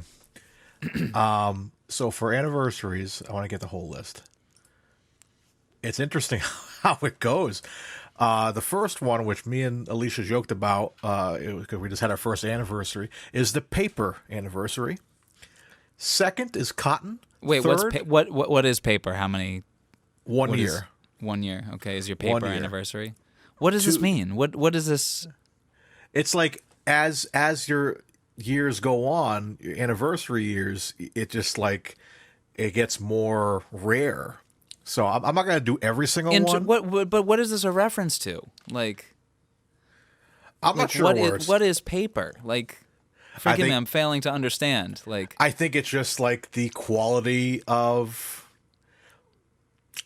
Like, I get what like a bicentennial is. You know what I mean? Like, so here we go. There are traditional names for wedding anniversaries from 1st to 80th. This list is based on symbolic gifts. Oh, it's wedding anniversaries. Okay. Wedding anniversaries. Oh, I'm sorry. That's the question. That's what I was trying to. When I said bicentennial, I'm like, okay, yes, centennial meaning 100 years, bi meaning there's 2. Like, I get, like, you know what I mean? It's setting something up, but I'm like, paper. What the fuck is paper? So yeah, it's anniversary. What is paper in terms of yearly measurement? What does that mean? Like it barely makes sense how we measure things in feet. You know what I mean? Like, if it would only make sense if everyone's feet were the same size. So there's a whole list of them. But I'll just kind of go through like the kind of the landmarks. Okay. First, I didn't mean to freak out. First is paper. 10th is tin. 20th, 10 for 10. 10 for 10. 20th is China. Okay. And 30th is pearl. Okay. 40th is ruby. Sapphire. And sapphire is 45th. Crystal. Crystal is heart gold, heart silver. Crystal is 15th. Oh, nice. Give me something. I got them all here. But 50th. So Arceus. Arceus. That's a Pokemon. But our 50th episode anniversary is going to be gold. Gold. I love gold. Imagine if we got Goldfinger for that one if we hadn't done that. That would have been perfect. So if we spin the wheel, it lands on gold. Remember, like, wait, who put that there? You're like, not me. So yeah, so next week we'll be celebrating our golden anniversary. Wow, with golden showers. No, I'm sorry. Well, we're over a year now, so it's our golden years. We're at the golden years. Yeah. Alrighty. Gold, our gold anniversary for our next episode. Look at that. Okay, so we both gave the SH a 1 for an average of 1. Now let's move on to the sexy rating. Mario? It's kind of sexy. It's kind of like it's it's a little it's a romantic film, obviously, and it's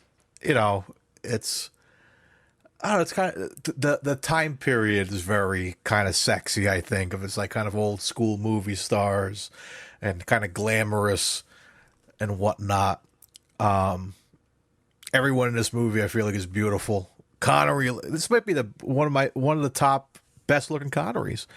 No hairpiece, looking all natural. But it's not the sexiest movie in the world.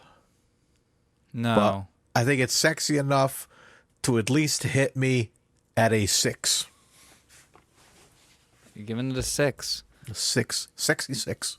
Mario, that's funny because while you were saying that, I changed my rating from a 6 to a 6.5. Oh, why? Elaborate. Not an 8.5, 6.5. So my reasoning was I gave it a 6 originally, and you've got Sean Connery looking stellar. You've got Lana Turner looking stellar. You've got Glynis Johns looking stellar. Just a stellar cast. So the reason I changed it from a 6 was just I looked down as that was going through, as you were talking, as I was going through my head, I was thinking of that, and I looked down and I said, that's it? That's all you gave it was a 6? They're better looking than that.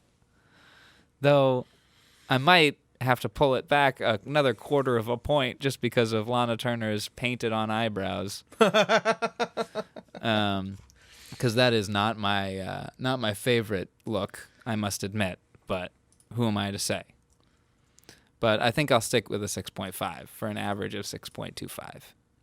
Okay. So Glynis Johns, especially, just stunning. Absolutely beautiful woman.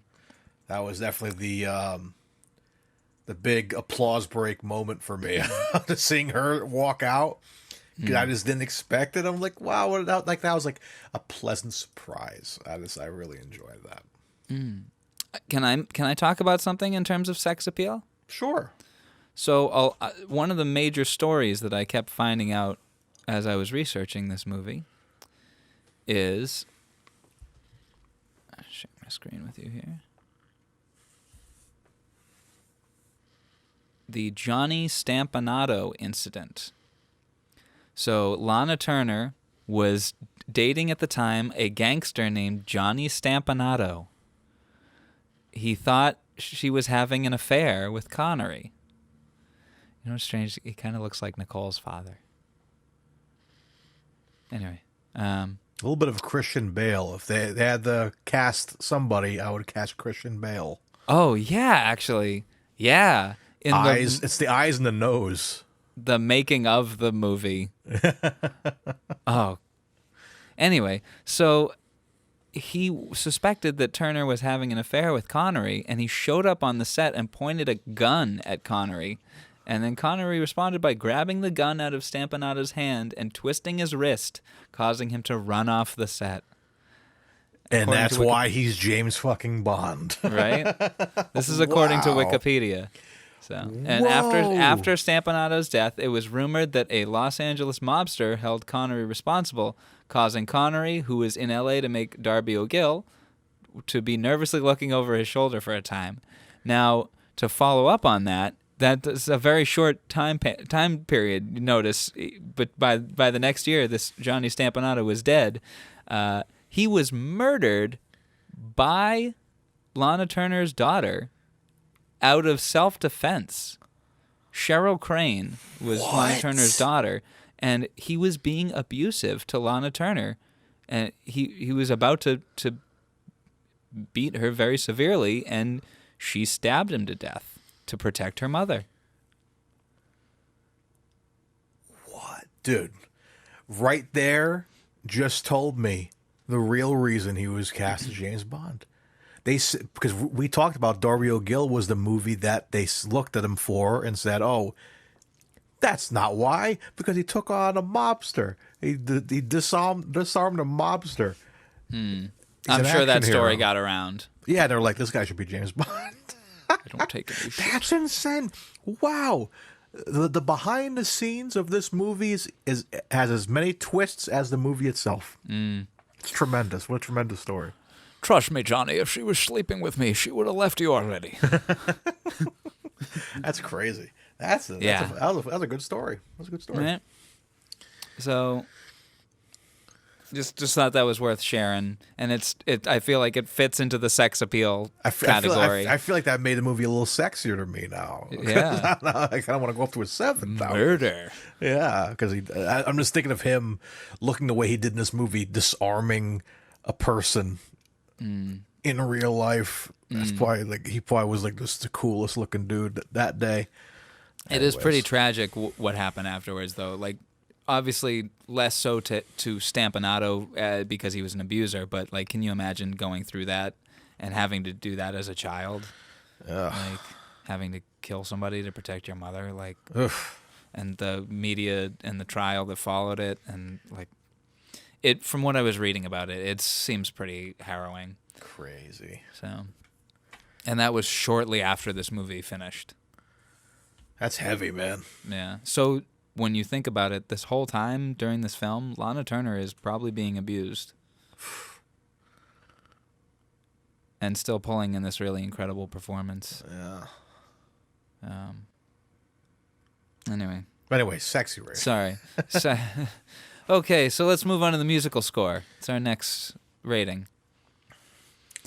Mario, you want to go first? Sure.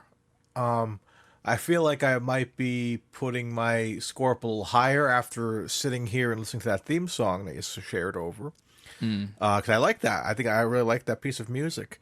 We kind of touched on it earlier. It's like the music's good, but I feel like it doesn't fit the scene at times. It feels a little too crazy at times. It's heightened for sure. Yeah. So if the scene is playing at a 4, the music's playing at an 8. Yeah. So I think that kind of like took me out of it a little bit because like I'm kind of like when it starts to pick up like that, I'm kind of sitting there like, oh, what's gonna happen now? It's like that the house is gonna explode. What's gonna happen? And no, it's just her walking down the hallway. You know. So I think for that, the music is good, but yeah, doesn't fit the picture for me. So I'm gonna say give it the benefit of the doubt and just kind of I'll drop it at a 7. It's fine. Okay.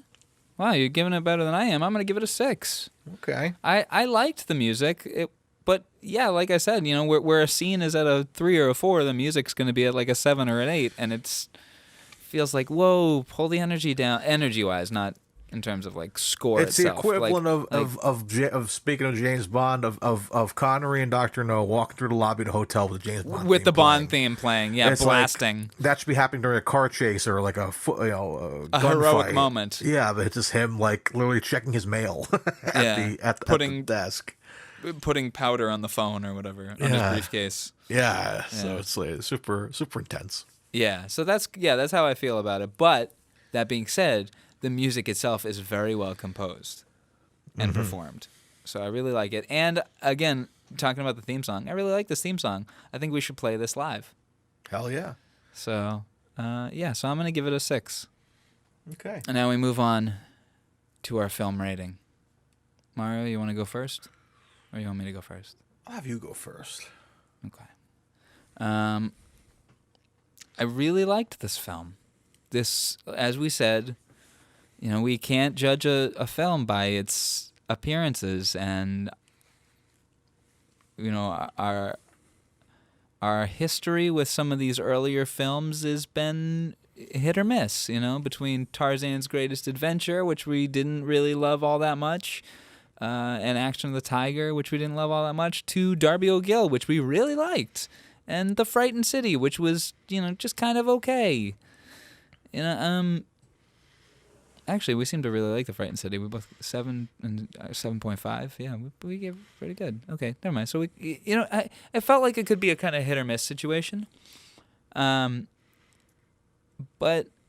this film took me by surprise with the twists.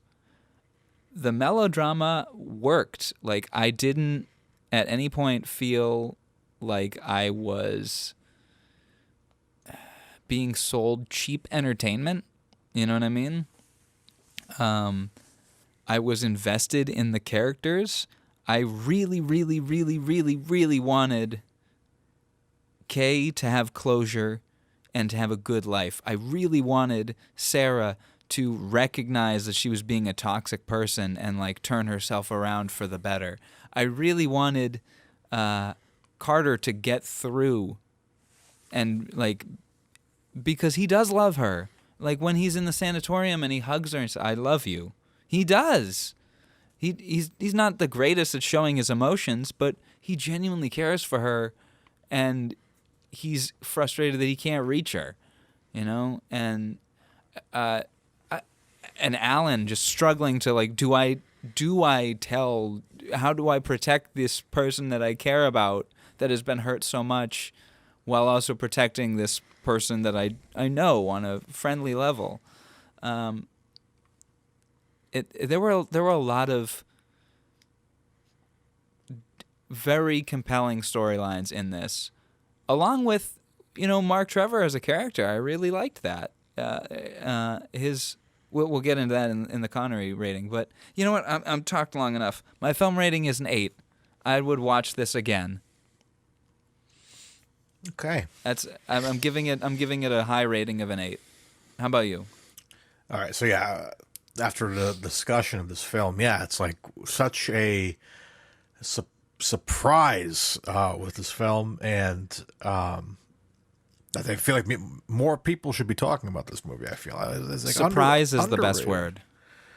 What is it? Surprise is the best word. That's the word that was eluding me the whole time. It was a surprise. I did not expect this out of this film. Yeah, it's so many layers to it. Again, after discussing just the kind of aspects of grief and friendship and love and all that, like, this movie's really good, man. The more you like break it down, I feel like this is a movie that would benefit from multiple watches, because I feel like you can get something different from it every time you kind of watch it. Maybe you see something you didn't see the first time. Maybe it's like you read something that you didn't quite You sympathize or empathize with a different character this time. Yeah, and now that you know the ending, maybe you kind of look at the rest of the movie as a whole a little differently. A little more forgiving. Yeah.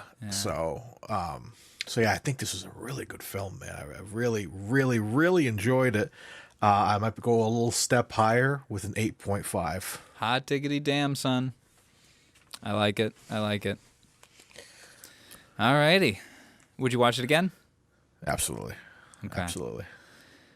All right, now let's get to the biggest rating. I really do think this is a good Valentine's Day movie. I really do think. I agree. I was like, we try. Sometimes we'll connect movies to holidays. This felt like a good Valentine's Day movie. Okay, I think the only other Valentine's Day film we've really had has been Playing by Heart. Wait, what else? What are you thinking of? Wait, we've got a lot. Cuba's a good Valentine's Day movie. The one. What's the one with Angelina Jolie? Playing by Heart. That is Playing by Heart. Okay. Yeah. Other than that, yeah, that's a good Valentine's Day movie. And, yeah.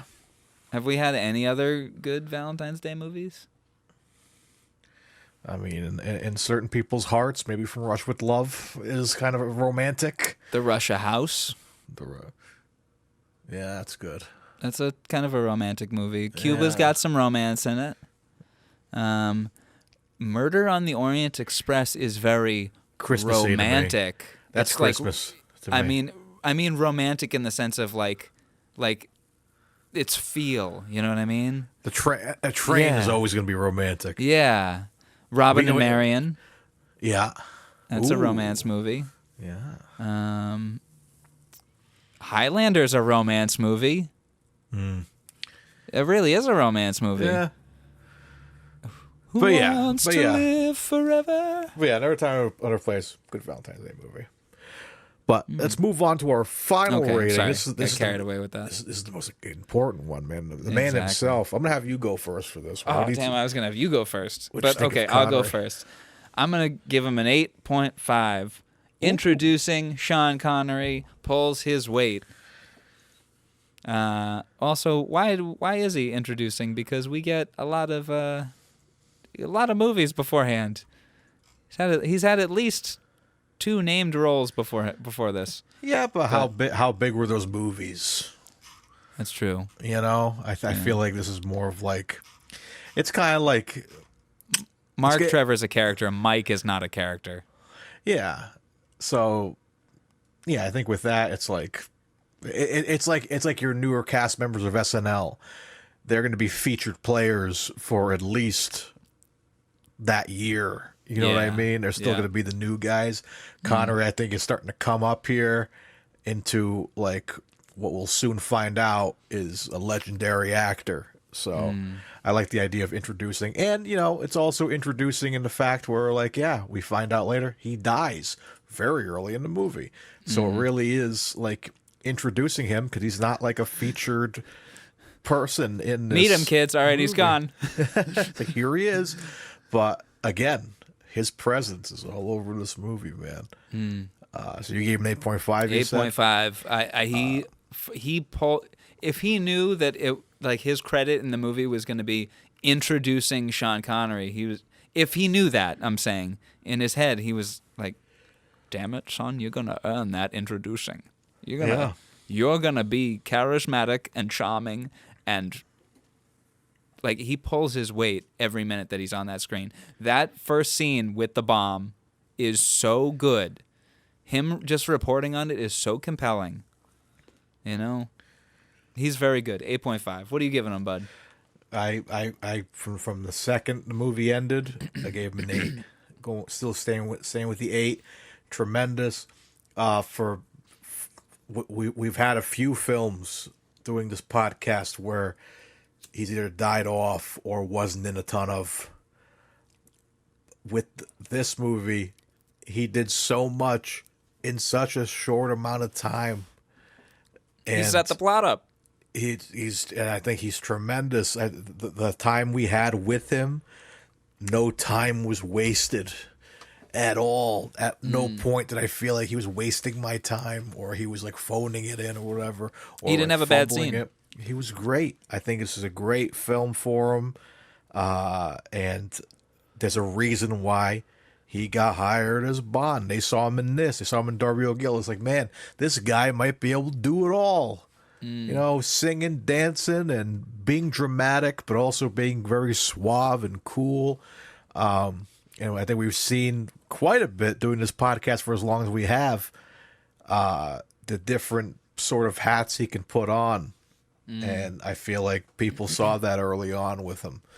And how those different hats, how well he wears those different hats, because I know I'm not sharing it right now, but if you look on the ratings here, I'm going to go by the averages.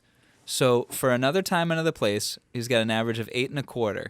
Darby O'Gill, the next one, is 8.3. Tarzan's Greatest Adventure, 1. Frightened City, 8.75. So he's got range, but how well he pulls off that range might be debatable. Because, like, you know, when he's trying to play like a kind of like a ignorant badass, like in Action of the Tiger or Tarzan's Greatest Adventure, we don't like him so much, you know? So it seems like his range, like when he's dialed in, he's really, really dialed in. And when he's not dialed in, he is really not dialed in. You know what I mean? So, okay, I'm sorry. Continue. But yeah, I think he's tremendous in this. I loved it. And yeah, sticking with my 8. Fair enough. Well, let me go back through the averages here. Excuse me. All right, our average SH is a 1. He does not very much. Our average sexy rating is a 6.25. It's kind of a sexy movie. There's some very attractive actors and actresses in it. Our musical score, our average musical score is a 6.5. We kind of like the music. There's some decent music in here. How well it's pairs with the film itself, debatable, but the music is good. Our average film rating is an 8 1/4. We'd watch this film again. It's pretty good. Our average Sean rating is an 8 1/4. We'd watch him in this film again. He's pretty good. Our total Sean rating, which takes the average of all our averages, is a 6.05, which is just kind of under its next film. Darby O'Gill gets a 6.5. A 6.5, excuse me. And it's just, Another Time, Another Place, 6.05. Darby O'Gill, 6.5. Sorry, that went a little too long.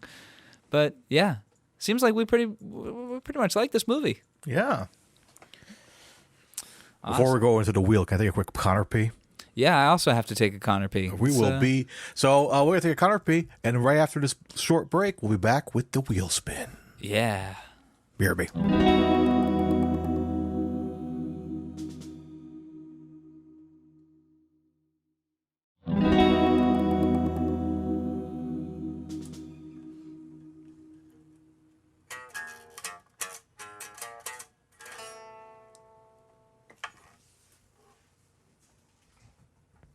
All right, and we're back. It's time for our favorite section of the show, Dylan. You know what we're doing next? I do. And you know who's doing it? Who's doing it? Is it my turn this week? It's your turn this week, friend. All right, let me get it open. Here it is. I'm just making sure everything's out of here that we've already done. Of course. For those of you at home that are waiting in suspense for this is your first episode of Connery Curious, welcome. It's so interesting choice. If this is your first very episode. Interesting choice. I wonder did you watch this recently and made you think like, oh, what a compelling film. I should look up any podcasts that are based on it or such. Either way, welcome to the podcast. But for those of you that are new or don't know or do know, this section of the podcast is where we go to wheelofnames.com. I'm doing it this week. Hey. And we spin the Wheel of Curiosities. It helps if you put it in alphabetical order, and then you can see any ones that may be stuck on there. I think I got them all. So what we did here is we put all of Connery's films onto this wheel, and at one point there were 75 films, but now there are 21 films left, Dylan. From 75 to 21. And keep in mind, there is one film that's not on the list right now because it will be our last film, and that is Sir Billy. Because it was his last, it'll be our last. Exactly. So, but other than that, 21 films remain. Look at that. It's so insane. What do you want? What do you not want? I still want League of Extraordinary Gentlemen, I think. I feel like that's been the one I've been kind of leaning on lately. Because I feel like we haven't gotten old Connery in a bit, and that's like his second to last film. So I don't know why I'm in the mood for that. So I think that's my big want. Okay. And my big not want is still Bond, because I'm not ready for it. Okay, yeah, I'd be down to get like On the Fiddle out of the way, though I will say it seems we've been doing nothing but older Sean Connery films, like not where he's old, like the older films themselves. Yeah. And I could kind of use a break from that. So yeah, something like LXG. It's fun to say. I really, really want Time Bandits. A good friend said that they would be down for Name of the Rose or Prince of Thieves. So I'd be down for either of those. And Hunt for Red October. Oh, I can't wait for that one. Yes. I'm still really Connery curious about Highlander 2. I'm so curious about that movie. Yes. And you're right. I don't want a Bond either. I feel like we should save Thunderball and Never Say Never Again till closer to the end. You know. Yeah. That's it. Once we get those, that's it. Yeah. And we'd have 19 films, 20 films left still to watch, and no more Bond coming. And Thunderball is one of my favorites too. So. Okay, so yeah, I think that covers it for me. How about you? All right. So yeah, that's it for me, man. So I think I'm going to start let's give it shuffling. a shuffle. Yep, I'll say when. When. Okay. Okay. Or stop, whichever you'd prefer. That works. Okay. Oh, boy. Are you ready, Mario? I am ready to spin the wheel of curiosities.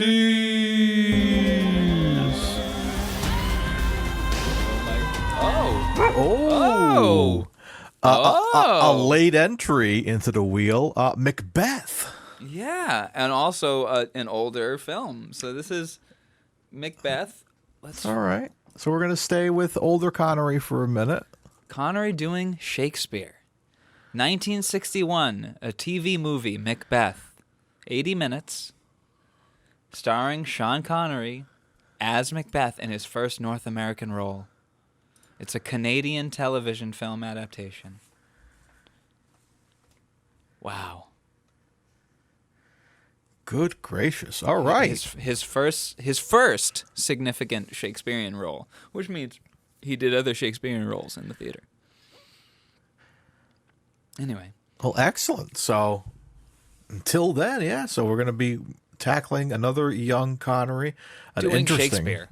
Yeah, this was a late. I think you put this in like a month ago or something. I think back in like October, November or something.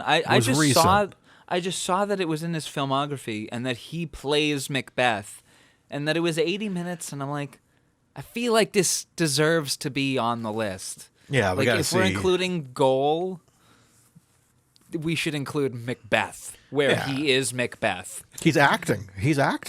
Yeah. It's on television. And Why it's not? Shakespeare, so you know he's really going to be acting. Yeah. So I think so. I'm ready for it, man. So. Me too. Another black and white picture. Yeah, there you go. So, guys, this was another time, another place, and we will see you another time and another place with on the next episode of Connery Curious. Sean Connery will return in Macbeth. Macbeth.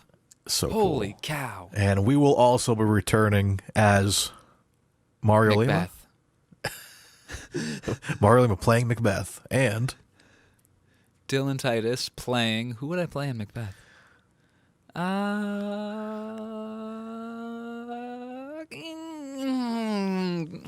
feel like I should be the king that gets murdered. Not because I want to be the king, but I think it would be nice to be Duncan and be murdered. There you go. I don't know. I feel like it would be fun to be murdered in a play. Only in a play, not in real life. Only in a play. All right, good. Glad you can clarify that. But anyways, we'll see. Dangerous foreshadowing. Anyway, you've been Mario Lima. And I've been Dylan Titus. And as always, folks, stay curious.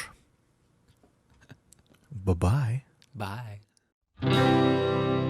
Connery Curious. You've been listening to Connery Curious, a Titus Compositions and Friggin' Nerds Media podcast. Follow us on Instagram and YouTube at Connery Curious for updates, memes, and episode clips.